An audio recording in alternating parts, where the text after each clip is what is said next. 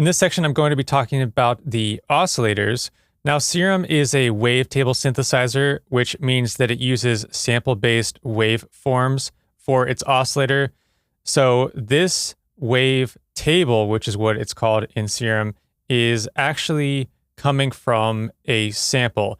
So even though this is like a saw wave type of waveform, it's coming from a sample-based little file sample that I'll show you. So let me show you. If I just play this note, you see that this is a oscilloscope, and if I just play a note, you can see that the waveform is a saw wave. And of course, if I play a lower note, you see the frequency is less, or it's slower cycles per little frame here, and that's just a little basic thing about little basic explanation of how notes work, is that the lower the note, the lower the frequency, the higher note, the higher the frequency being the amount of times that wave form repeats, like within a little frame here, or it's called like a cycle. Now with Serum, it takes the sample that you load into the wavetable and it divides it up into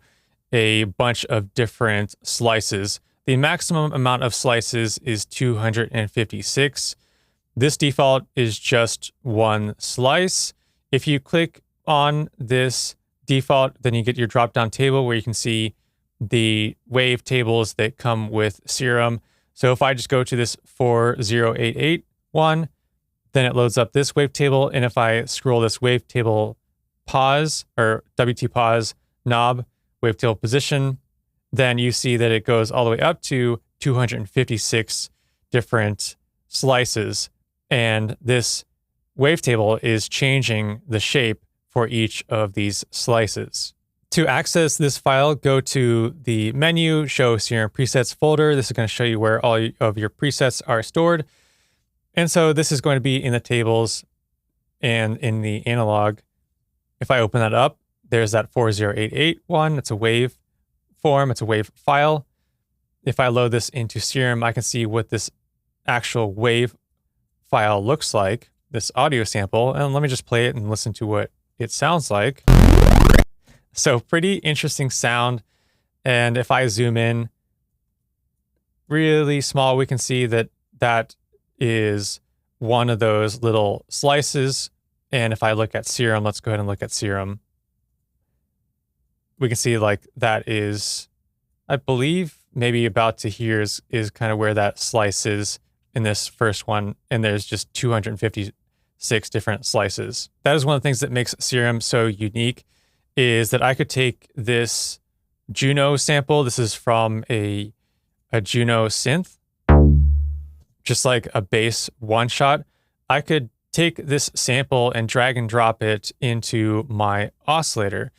And when I drag this and drag it over to the oscillator, you have these import options. So the first one is for sounds that are a constant pitch. The second one is for like more complex sounds. The third one is for sounds that are like a one shot, similar to this one, but maybe without, this sounds like it has a filter on it. And then these ones down here are for like importing and analyzing the spectral content. So really, you just have to experiment with these import options.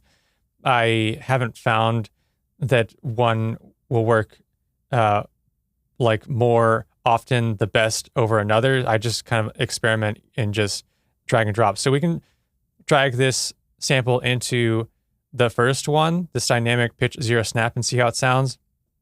And so this is what it comes up with. It analyzed my file and it divided it into 71 different positions. So if I just play a note now in my Serum, and let's just lower this.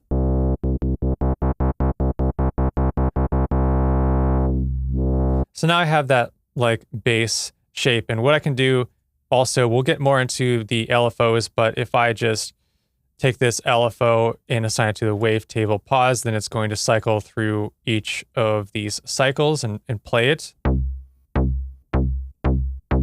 So now I have that Juno pluck sound in Serum, and that now I have like a Juno, analog Juno synth sound in Serum.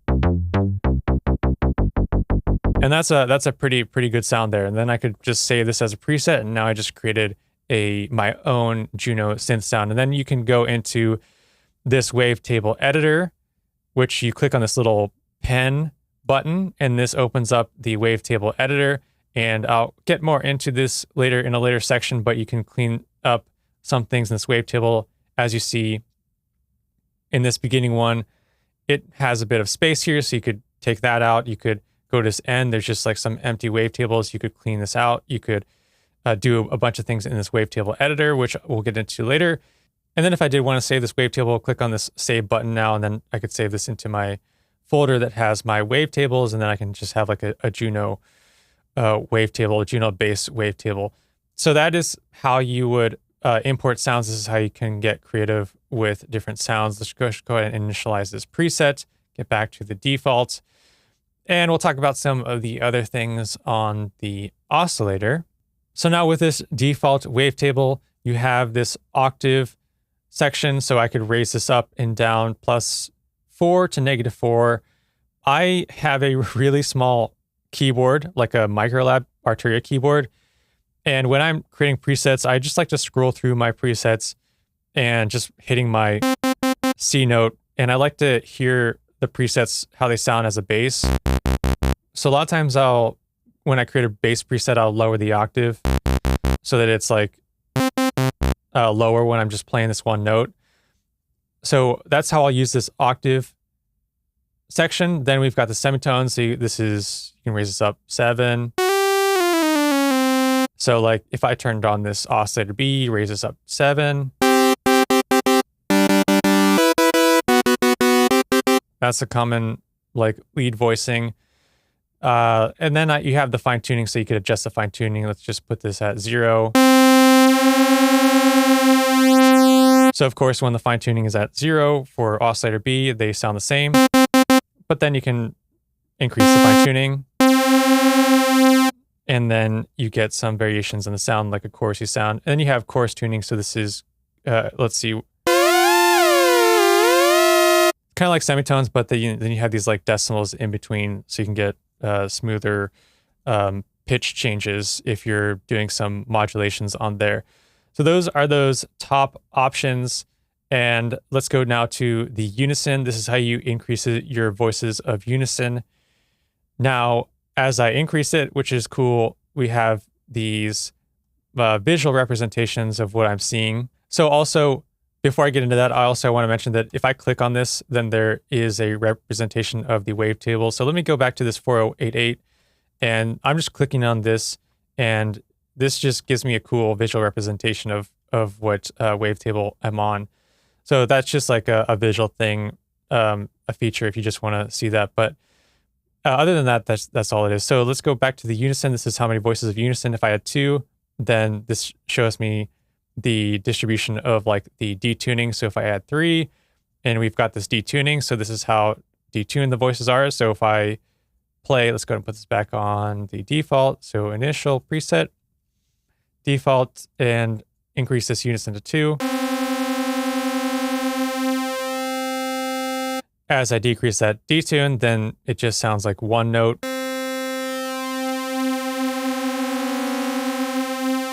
And the wider I increase that detune, then the wider we hear that unison. And the spread of those notes.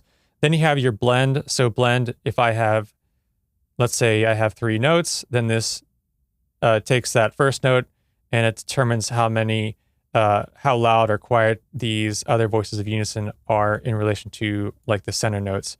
And the center notes are, when you have a even voice of unison, you see these as like these 2 yellow lines. And if you have an odd voice of unison, you just have that like 1 yellow line.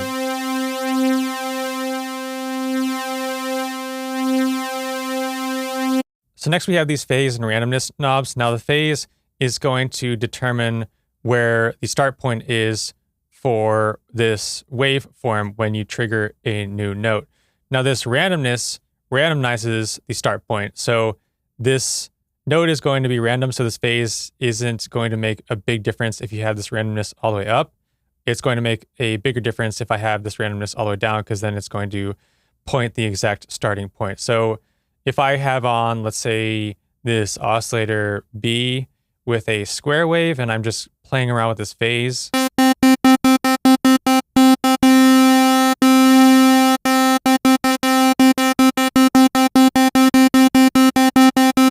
then you can hear how it's changing the sound.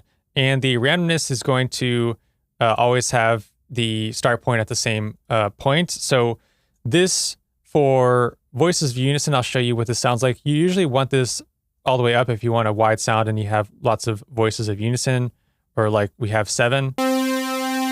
Because if you reduce it, then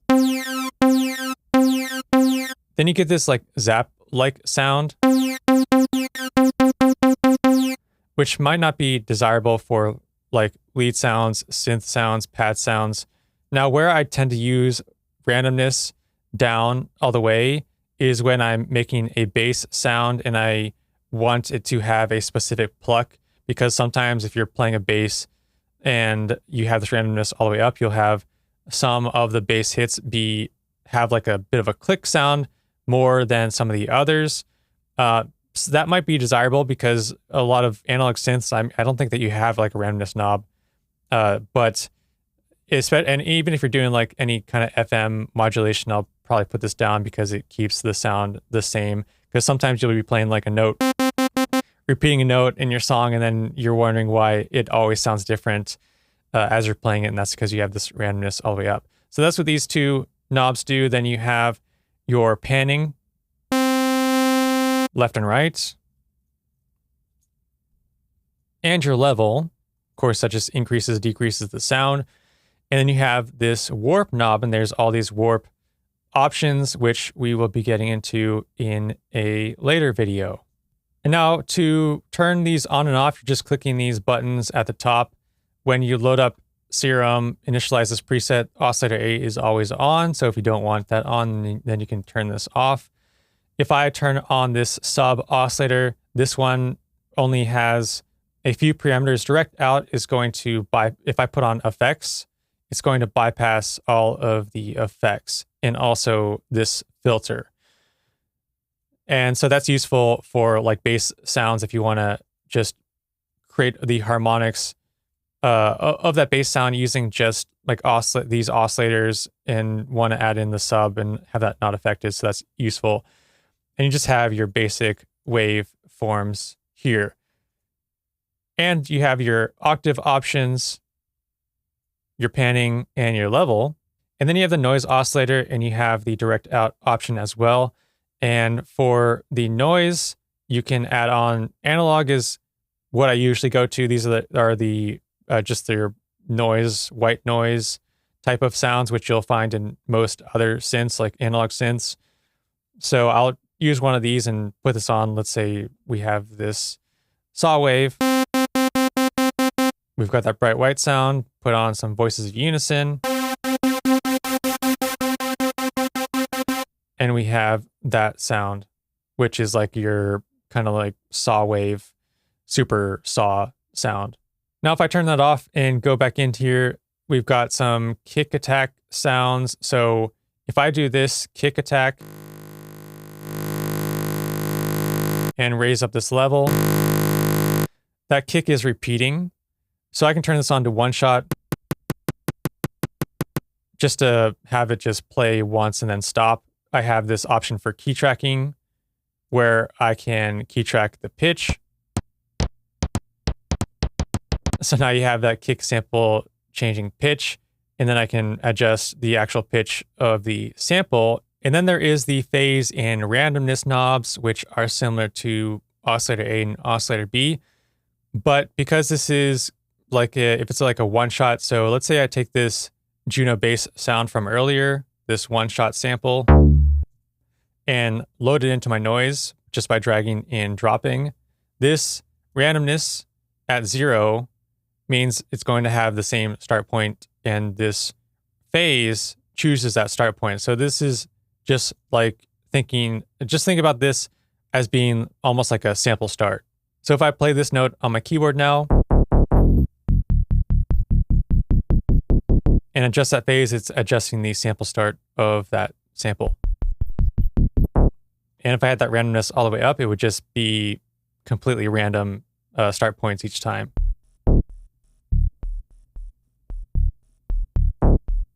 So I was just playing that note on my keyboard a lot of times, and you can hear it was just kind of like jumping around.